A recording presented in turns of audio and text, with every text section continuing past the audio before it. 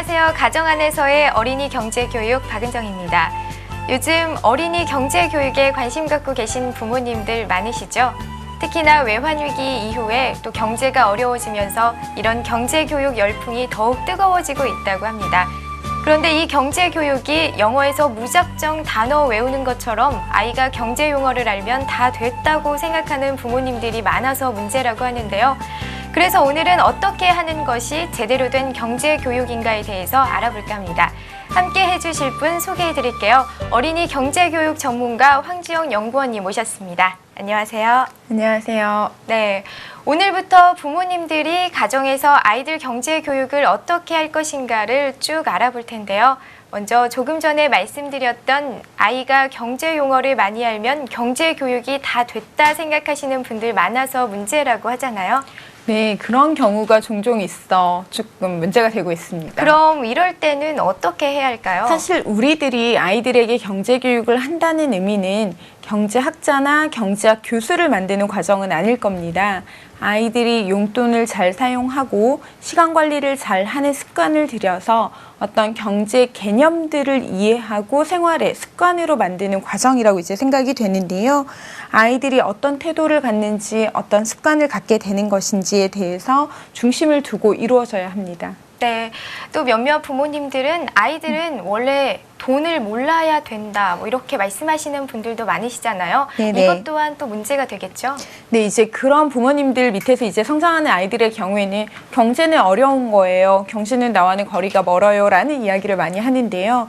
우리의 일상생활이 경제의 연속이라는 것을 생각한다면 우리 아이들에게 경제 교육을 한다는 것은 일상생활을 살아가는 방법을 알려주는 과정이라고 할 수 있습니다. 네, 자 그럼 먼저 가격이란 것이 어떻게 정해지고 또 가격이란 뭔가부터 알아보도록 하죠.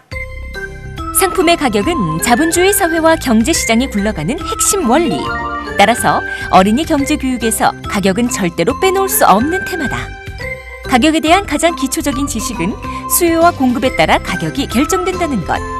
소비자와 생산자의 힘겨루기를 통해 가격이 적정선에서 결정된다는 것을 아이에게 이해시켜야 한다. 엄마를 따라 장을 보거나 물건을 사러 마트에 가본 아이들은 대개 비슷한 궁금증을 갖게 된다. 과연 이 많은 물건들의 가격은 누가 결정하는 것일까 하는 것. 또 물건값이 왜 올랐다 내렸다 하는가 하는 것. 그리고 똑같은 제품인데도 대형 매장과 동네 슈퍼의 물건값이 왜 다른가? 또 가게마다 왜 가격의 차이가 나는가? 비슷한 음료수 같은데 왜 어떤 것은 비싸고 어떤 것은 싼가 하는 것들이다. 엄마, 있잖아. 아까 그 가게에서랑 같은 물건이었는데 왜 이렇게 가격이 달라? 네, 정말 아이들이 궁금해할 수도 있을 것 같은데요. 같은 물건인데 왜 마트나 동네 가게의 가격이 다른지 이걸 어떻게 또 설명을 해줘야 될까요? 네, 같은 물건이긴 하지만 동네 가게와 마트까지 그 물건이 도착하는 단계가 다를 수 있고요. 또 하나는 마트와 동네 가게는 그 물건을 판매하는 묶음의 단위가 다릅니다. 그래서 이러한 물건이 도착하는 것까지의 유통 과정이 다르고 판매하는 단위가 다르다 보면 가격도 달라질 수 있다는 것을 아이들과 말씀하실 수 있습니다. 네, 또 아이들이 벼룩시장 같은 데서 물건 파는 경험을 하면서 가격을 어떻게 책정을 해야 되는지 그 점도 궁금해할 것 같은데요. 이 부분에 대해서는 어떻게 설명을 해야 될까요? 네, 벼룩시장의 경우에는 조금 다를 수 있는데요. 통상적으로 가격이 이루어지는 구조는 물건이 만들어지는 재료와 인건비, 기계를 사용하는 어떤 비용에다가 이제 원가 개념이죠. 원가에다가 기업의 이윤을 붙이는 과정이 될 수 있습니다. 네, 그렇다면 이 가격 부분을 적절하게 설명해 주면서 가정에서 우리 아이들에게 경제 교육을 시키는 가장 효과적인 방법은 어떤 걸 들 수 있을까요? 네, 같은 조건이라면 아이들에게 물건의 가격이 달라질 수 있다는 것을 좀 보여주는 과정인데요. 이런 경우에 우리 아이가 평소에 갖고 싶어하는 물건이 있다면 그 물건을 구입하는 과정에서 이런 교육이 이루어질 수 있습니다. 네, 그럼 어떤 식으로 해야 할지 화면 같이 보시죠. 엄마, 저 이거 사주세요. 다현이가 빨간색도 좋아하는데. 그래, 실내화가 필요하겠다. 우리 한번 가격을 볼까? 2,980원? 여기 한 곳만 봐서는 이게 싼지 비싼지 잘 모르잖아. 우리 다른 데도 한번 가서 비교해 보는 게 어때? 네, 엄마. 네, 물건을 살 때 다리품을 파는 만큼 또 싸고 좋은 물건을 고를 수 있다라는 말이 있잖아요. 네, 그렇습니다. 이렇게 해서 아이들은 엄마와 함께 아빠와 함께 이런 생활 속에서 경제적인 선택을 하는 과정을 통해서 배울 수 있는 것이 더 많습니다. 이제 아이들에게 경제를 이해한다는 과정은 하나의 습관을 이제 형성하는 과정이라고 이야기할 수도 있는데요. 물건을 싸게 사기 위해서 이제 아이들이 약간 인내하고 또 더 많은 정보를 얻는다면 가능하다는 것을 생활에서 알아보는 과정입니다. 네, 아이들이 이런 경험을 통해서 스스로 물건값을 비교해보며 사는 습관이 들 것 같은데요. 네, 이러한 습관은 아이들이 경제 생활을 해나가는 데 있어서 아주 중요한 걸음이 되는 과정입니다. 그럼 여기서 또 가격과 관련한 어린이 경제 교육을 다시 한번 정리해보고 가도록 하죠. 가정에서 경제 교육을 통해 어린이들이 갖게 해야 할 습관과 태도는 물건의 가격은 매장마다 다르다는 것, 물건은 싸게 사는 것이 좋다는 것을 아는 것, 그러기 위해선 노력과 인내가 필요하다는 것이다. 그리고 나서 만족 지연에 대해 이해시킨다. 네, 만족 지연이라 하면 쉽게 말해서 만족을 조금 늦춘다 이런 말이겠죠? 네, 맞습니다. 즐거운 일을 조금 뒤로 미뤄서 하는 것을 이야기하는데요. 이런 만족 지연은 지금 내가 하는 것이 조금 힘이 들고 어렵다 하더라도 이것이 밑바탕이 되어서 내가 시간이 지난 후에 더 많은 것을 누릴 수 있다는 것을 아이들이 알 수 있도록 하는 겁니다. 네, 속담 중에 매도 먼저 맞는 것이 낫다라는 속담도 있지 않습니까? 뭐 이런 속담과 관련이 있을까요? 조금은 연관이 될 것 같은데요. 아이들에게 만족 지연이라는 것은 지금 하고 있는 부분들을 조금 어렵더라도 힘이 들더라도 그 부분이 이루어지고 나면 더 많이 배울 수 있고 더 많은 것을 얻을 수 있다는 개념입니다. 그럼 다영이는 만족 지연을 어떻게 공부해 가는지 함께 보시죠. 엄마, 학교 다녀왔습니다. 다녀왔어? 가방 놓고 손 씻고 숙제부터 해. 네.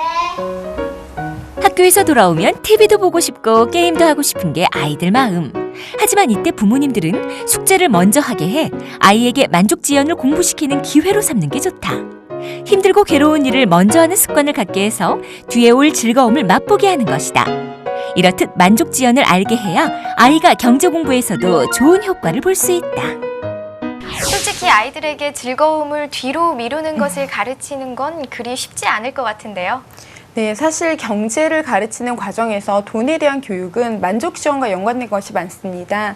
아이들에게 사실 만족 지연에 대한 능력을 알게 하기에는 요즘 아이들은 갖고 싶은 것을 대부분 쉽게 얻고 또 원하는 일을 쉽게 할 수 있기 때문에 좀 어려운 개념이라고 생각하시는 경우들도 많으신데요. 우리 아이들에게 일상생활에서 지금 하는 과정들을 통해서 나중에 더 많이 얻을 수 있다라는 개념을 심어주는 것이 필요할 것 같습니다. 그렇다면 일상생활 속에서 만족 지연의 습관을 들이는 방법에는 어떤 게 있을까요? 네, 몇 가지 방법이 있을 텐데요. 예를 하나 들어서 말씀을 드리면 우리 아이가 지금 필요한 것을 조금 더 아이가 모으는 과정 혹은 또 그것을 위해서 노력하는 과정이 덧붙여지면 더 좋은 결과를 얻을 수 있다는 것을 체험하게 하는 것입니다. 예를 들어 우리 아이가 자전거가 필요하다고 얘기하는 경우에 지금 가지고 있는 자원으로 구입할 수도 있는 A라는 자전거를 제시를 하고 그런데 이 과정에서 아이가 조금의 더 돈을 모아서 이러이러한 옵션이 붙어있는 시간이 지난 후에 이런 또 모으는 과정을 통해서 B라는 자전거를 또 얻을 수도 있다라는 A와 B를 보여주는 과정이 만족 지연의 습관을 들이는 과정이 될 것 같습니다. 우리 아이 경제 교육에 있어서 또 다른 경제 습관이 있다고 하는데요. 함께 보실까요? 네. 저축하게 하라. 우리 사회에서 돈이 유통되는 곳의 중심은 바로 은행. 그래서 은행은 자녀 경제 교육의 훌륭한 교실이 된다. 은행에서 경제 교육의 첫 번째는 아이 이름으로 된 통장을 개설해 주는 것. 통장을 만들 때는 신분을 확인할 수 있는 서류를 준비하고 자녀와 함께 은행을 방문해서 준비한 서류를 제시하며 만들 수 있다. 은행들도 최근 어린이 고객들을 잡기 위한 각종 금융 상품을 내놓고 있는데 그래서 은행을 찾아 상담을 받아보면 아이들의 세뱃돈과 용돈을 모으기에 적합한 상품들이 많다는 것을 알 수 있다. 평소에 꾸준히 모은 용돈이 나중에 얼마나 큰 결실을 맺을 수 있는지 그것을 가르쳐주는 것이 은행 교육의 핵심인데, 뿐만 아니라 아이들은 통장을 통해 이자가 무엇인지와 금융 구조도 알 수 있게 되는 효과도 있다. 결산 이자가 뭐지? 네, 방금 전에는 일상생활 속에서의 만족 지연에 대해서 알아봤는데 드디어 경제, 금융 쪽에서 만족 지연 얘기가 나왔네요. 네. 저희가 흔히 예금의 이자나 투자의 수익률 부분을 만족 지원과 만족 지원 능력과 많이 연관을 시켜서 이제 교육을 하는데요. 이제 사실 아이들이 지금 가지고 있는 자원을 활용해서 원하는 것을 얻을 수 있다면 즐거운 일이지만 그 돈을 참아서 이제 저축을 하거나 투자를 해야 된다는 것은 어려운 일입니다. 심지어 괴롭다고 느끼는 아이들도 있을 수 있는데요.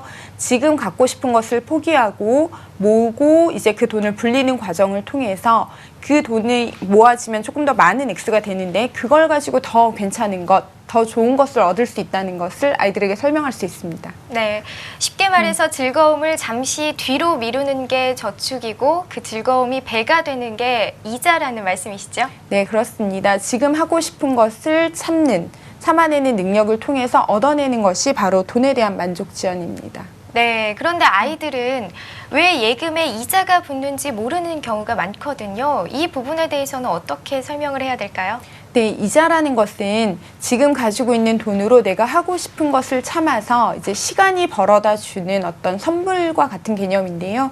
우리 아이들이 지금 사용하는 어떤 필요한 부분에 사용하지 않고 그 돈을 은행이나 혹은 증권회사에 맡겨두었을 때 그 돈으로 다른 사람들, 돈을 필요로 하는 사람에게 빌려주고 다시 되돌려 받을 때 조금 더 많은 이자를 받아서 그 부분에 대해서 또 우리 아이들에게 되돌려주는 과정인데요. 이 모든 과정은 시간이 필요합니다. 그래서 이자라는 것은 우리 아이들에게 시간이 벌어다주는 선물과 같은 개념이라고 설명할 수 있습니다. 그러니까 저축과 투자에 대한 태도와 습관 역시 괴로운 일을 먼저 해야만 즐거운 일을 할 수 있고 또 그 즐거운 일이 배가 된다는 생각을 갖는 게 중요하다는 말씀이시죠? 네, 그렇습니다. 정리를 해보면 돈을 쓰는 것은 즐겁고 돈을 버는 것은 괴로운데 괴로운 일을 먼저 하고 즐거운 일을 느끼는 게 또 중요하다는 말씀이신 것 같은데요.